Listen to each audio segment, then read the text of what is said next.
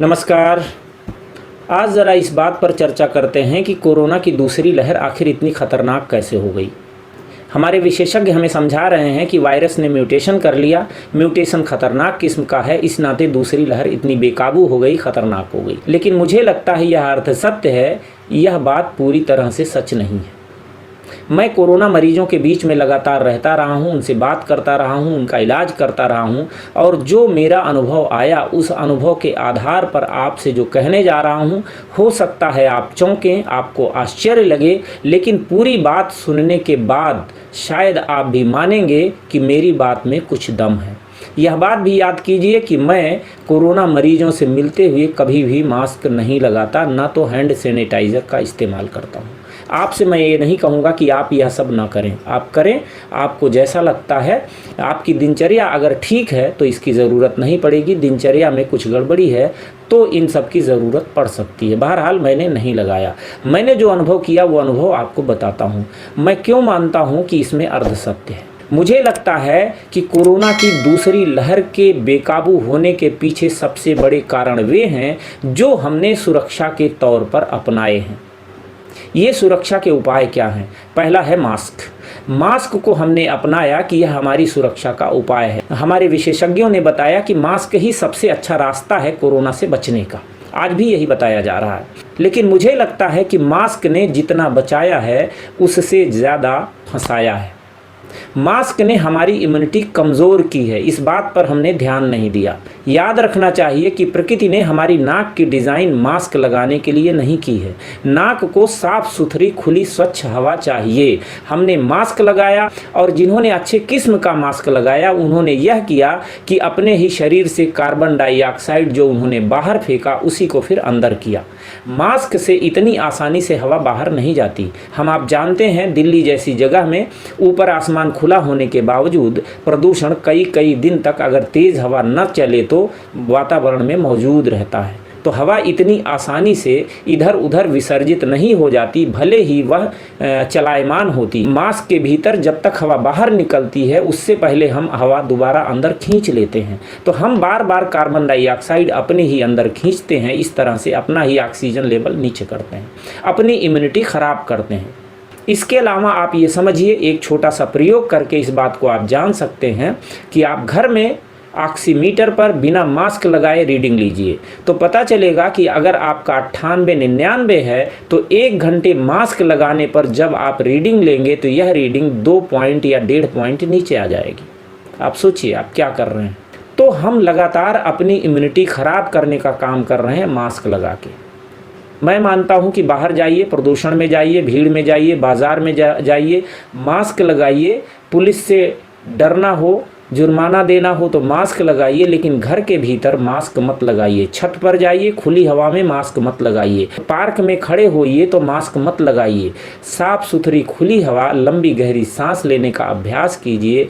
फेफड़ों को ऑक्सीजन से भरिए, कार्बन डाइऑक्साइड से नहीं। तो मास्क को मैं फ़ायदा कम नुकसान के रूप में ज़्यादा देखता हूँ। मास्क ने हमारे शरीर का माहौल ऐसा किया कि एक वायरस और आसानी से हम पर आक्रमण कर सकता है। तो दूसरे दौर में जो खतरा बढ़ा है उसका एक कारण यह भी है। इसके साथ जो लॉकडाउन है यह सबसे बड़ा कारण है। लॉकडाउन में हमने क्या किया, बहुत बड़ा नुकसान किया है जिसको हम समझना नहीं चाहते, शायद 4, 6, 10 साल बाद समझ पाएंगे। क्या हुआ है लॉकडाउन में कि हमने लोगों को, नौजवानों को, बुज़ुर्गों को, बच्चों को, सबको खुली हवा और सूरज की रोशनी से दूर कर दिया, घर में कैद कर दिया। वर्क फ्रॉम होम शुरू हो गया। कितने लोग बैठे बैठे कमर दर्द के शिकार हो गए, सर्वाइकल स्पॉन्डिलाइटिस की बीमारी हो गई। बच्चे जो है ऑनलाइन क्लास लेने लगे, उनकी धमाचौकड़ी बंद हो गई स्कूलों में जाकर जो वो करते थे। कसरत बंद हो गई एक तरह से, जो लोग दफ्तरों में जाते थे, भाग दौड़ करते थे, उस बहाने शरीर की एक वर्जिश हो जाती थी, वह सब बंद हो गई। तो इसने, लॉकडाउन ने क्या किया, हमें बीमार किया, हमारी इम्यूनिटी को ख़राब किया। तो इस नाते यह भी एक बड़ा ख़तरा है। और लॉकडाउन और मास्क ने मिलकर पूरे साल भर में नौजवानों को, बच्चों को भी बूढ़ा बना दिया। और इसी नाते आप इस रहस्य को भी समझिए कि पहले दौर में खतरा बुजुर्गों पर था, 60 साल से ज़्यादा उम्र वालों पर था, और दूसरे दौर में ये खतरा बच्चों और नौजवानों पर भी आ गया। तो यहाँ ये बात समझ में आ जानी चाहिए कि बुज़ुर्ग का मतलब जो आम तौर पर घर में बैठा रहता है, सोया रहता है, सूरज की रोशनी में कम निकलता है, हवा में कम निकलता है, वर्जिश या कसरत या व्यायाम, योग वगैरह कम कर पाता है, तो ऐसे व्यक्ति की इम्यूनिटी या रोग प्रतिरोधक क्षमता कमज़ोर होती है, तो वायरस उन पर हमला आसानी से करता है। तो पहले दौर में यह हुआ। लेकिन दूसरे दौर में नौजवानों और बच्चों की भी इम्यूनिटी ख़राब हो गई पूरे साल भर में, तो वायरस के लिए आसान हो गया और उसका जो म्यूटेशन था वो इस लायक हो गया कि वह हमला कर सके। तो इस तरह से भी यह ख़तरा बढ़ गया। तो म्यूटेशन और माहौल हमने जो दिया, इन दोनों ने मिलकर इसे बेकाबू किया। इस बात को ज़रा गहराई से समझने की ज़रूरत है। यहीं पर यह भी समझिए कि प्रकृति ने हमें सबसे बड़े एंटीवायरल के रूप में सूरज की रोशनी और साफ़ सुथरी हवा दी है। इन्हीं दोनों को अगर हम बाधित कर देंगे तो जाहिर सी बात है नकली तरीके हमें ज़्यादा नहीं बचा पाएंगे। हरियाली तो हमने ख़त्म ही कर दी है, लेकिन जो थोड़ी बहुत बची है सूरज की रोशनी और हवा, उसको भी हम बाधित कर रहे हैं। यह एक बड़ा ख़तरा है। इसके अलावा जो तीसरा सबसे बड़ा कारण है जो मीडिया ने फैलाया है, डर। ये डर का माहौल सबसे बड़ी वजह है इस बीमारी को बेकाबू करने में। डर का एक मनोविज्ञान ऐसा है, आप समझिए कि किसी कमरे में, किसी हाल में 200-400 लोगों को बंद कर दिया जाए और बुरी तरह डरा दिया जाए, तो परिणाम ये होगा कि 4-6-10 लोग हार्ट अटैक के शिकार हो जाएंगे और 4-6 लोग मौत के शिकार हो जाएंगे। ये सामान्य सा शोध है। पूरे देश को डराया गया, पूरी दुनिया को डराया गया, जिस तरह से बाकी बीमारियों को किनारे कर दिया गया। यह नहीं बताया जा रहा था कि हर दिन 50,000 लोग दुनिया में हृदय की बीमारी से मर रहे हैं। 2 करोड़ लोग हर साल मरते हैं।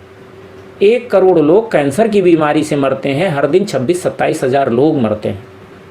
इस तरह से तमाम बीमारियां, निमोनिया हो, टीबी हो और दूसरी बीमारियां हों, जिनमें कोरोना से बहुत ज़्यादा मौतें होती हैं, लेकिन वह सब हमको भुला दिया गया। अगर अगल बगल इन सारी बीमारियों के आंकड़े दिए जाते, केवल दिखा भर दिया जाता कि हृदय रोग से कितने मर रहे हैं, कैंसर से कितने मर रहे हैं, निमोनिया से कितने मर रहे हैं, टीबी से कितने मर रहे हैं और कोरोना से कितने मर रहे हैं, सच दिखाने की ज़रूरत थी। इतने से ही सारा भय ख़त्म हो जाता और पहले दौर में ही लोग जो है भय से उबर जाते। लेकिन हमने क्या किया कि हमने भय का माहौल बनाया और बनने दिया। इसके नाते डरा हुआ आदमी क्या ना करे। आप सोचिए ज़रा सा, 1.5-2 साल पहले अगर किसी को वायरल हो जाए, फ्लू हो जाए और कोई दूसरा कह दे कि भाई साहब आपको फ्लू हो गया, आप तो मर सकते हैं, तो जाहिर सी बात है जो बीमार है वो सीधे डांट देगा, कहेगा पागल हो क्या, कोई फ्लू से, कोई वायरल से मरता भी है। कल्पना भी नहीं हो सकती थी कि फ्लू या वायरल से मौत भी हो सकती थी। लेकिन आज जो चीज़ है, जो माहौल है, उसमें केवल छींक आ जाए और कोरोना पॉजिटिव पता चल जाए और 10 लोग मिलके आपको हौसला दें कि नहीं चिंता मत कीजिए, कुछ नहीं होगा, साधारण सा है, फिर भी आपके मन में आता रहेगा कहीं कुछ गड़बड़ ना हो जाए, कहीं हम मर ना जाएं, ये वाला हाल होगा। दिन रात ये तनाव रहेगा, कहीं कुछ गड़बड़ ना हो जाए, कहीं हम मर ना जाएं। तो आधी मौत तो वहीं हो जाती है जब डर हमारे अंदर आ जाता है। एक साधारण सी खोज है, रिसर्च है कि तनाव की वजह से 80% बीमारियां पैदा होती हैं, जिसमें डर एक मूल कारण है। तो डर इम्यूनिटी ख़राब करने की सबसे बड़ी वजह है और इस डर को हमने पैदा किया, लोगों की इम्यूनिटी ख़राब की और लोग डर के मारे आनन फानन में, हल्की फुल्की बीमारी होने के बावजूद, ज़्यादा लक्षण ना होने के बावजूद, जैसे ही पता चलता है कि कोरोना है, भागते हैं अस्पताल, डॉक्टरों के पास। इसके बाद जो दवाइयों का सिलसिला शुरू होता है वो ख़तरा बढ़ा देता है।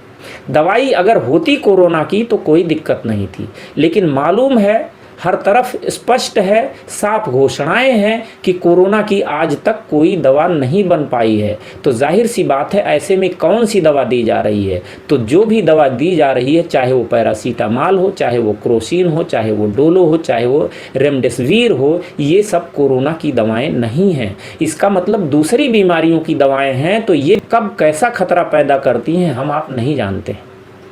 तो लोग कोरोना जैसी महामारी से नहीं, इसके इलाज से मारे जा रहे हैं। रोहित सरदाना की घटना आप याद कर लीजिए। ऐसे ही ज़्यादातर मौतें हैं जिनके बारे में हमको नहीं बताया जा रहा, अस्पताल नहीं बता रहे हैं, डॉक्टर नहीं बता रहे हैं। बस लग रहा कि इलाज चल रहा है और रोगी मर गया, कह दिया गया कोरोना से मर गया। लेकिन सच दूसरा है कि इलाज है ही नहीं, फिर भी इलाज किया जा रहा है, और जो इलाज दिया जा रहा है वो खतरनाक है। जो दूसरे रास्ते होते थे, जो दूसरे रास्ते हो सकते थे इलाज के, उनको बंद कर दिया गया है। जहां इलाज मौजूद था उनके ज़रिए इलाज की छूट नहीं है। इलाज वहां किया जाएगा जहां इलाज मौजूद ही नहीं है, तो होगा क्या? तो इस बात को समझने की ज़रूरत है। और यहीं पर यह भी आप समझ लीजिए कि एक ज़रा सी दवा, साधारण सी दवा पैरासीटामॉल कैसे खतरा करती है शायद हम नहीं जानते। ये वायरस के हिसाब से नहीं बनी है, वायरस का कुछ नहीं बिगाड़ पाती। तापमान को थोड़ा कम करती है, बुखार को कम करती है 1-2 बार, लेकिन ज़्यादा दे दीजिए तो कुछ दिन बाद बुखार भी नहीं कम होता, वहीं पड़ा रहता है। अगर बुखार कम हो गया तो आपके फेफड़े जाम होने लगते हैं। ये सब दवाओं की वजह से हो रहा है, जो केमिकली हम ट्रीट करते हैं उसकी वजह से हो रहा है, क्योंकि वायरस के हिसाब से दवाएं बनी नहीं हैं। शरीर का हथियार है तापमान। जब शरीर में तापमान बढ़ता है इसका मतलब शरीर लड़ रहा होता है किसी वायरस या बैक्टीरिया से। हम दरअसल उस तापमान को मार देते हैं। अगर दवा वायरस के हिसाब से बनी होती तो तापमान भी मरता और वायरस भी मरता, लेकिन तापमान तो मरता है, वायरस का कुछ नहीं बिगड़ता है। वायरस के सामने शरीर का जो हथियार है लड़ने वाला वो समाप्त हो जाता है, वायरस बड़े आराम से फेफड़ों तक पहुंच जाता है। इसी नाते तुरंत एलोपैथी दवाओं की तरफ भागने की ज़रूरत नहीं है इस बीमारी में। दूसरी बीमारियों में आप जाइए जहां साफ दवाएं बन चुकी हैं, लेकिन इसमें हम डर के जब भागते हैं अस्पताल में, वही हमको रास्ता लगता है। स्वाभाविक है, डॉक्टर ही भगवान लगता है, लेकिन डॉक्टर के पास कोई उपाय है नहीं, इस बात को भी हमें समझ लेना चाहिए। तो जहाँ उपाय है वो प्राकृतिक चिकित्सा, होम्योपैथी, आयुर्वेद, इन सब का मिला जुला रूप।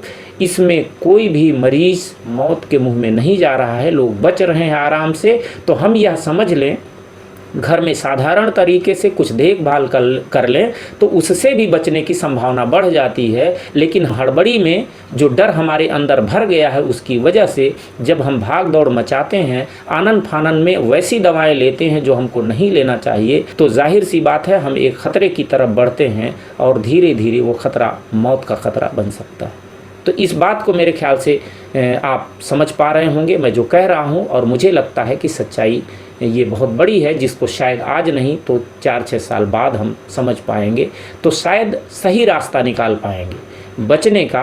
और प्रकृति के साथ खड़े होने का रास्ता अगर हम निकालते हैं तो ही किसी भी तरह के इस तरह के वायरसों से हम बच पाएंगे, वरना नकली तरीके हमें बहुत ज़्यादा नहीं बचा पाएंगे। बस आज इतनी सी बात। बहुत बहुत धन्यवाद। वंदे मातरम।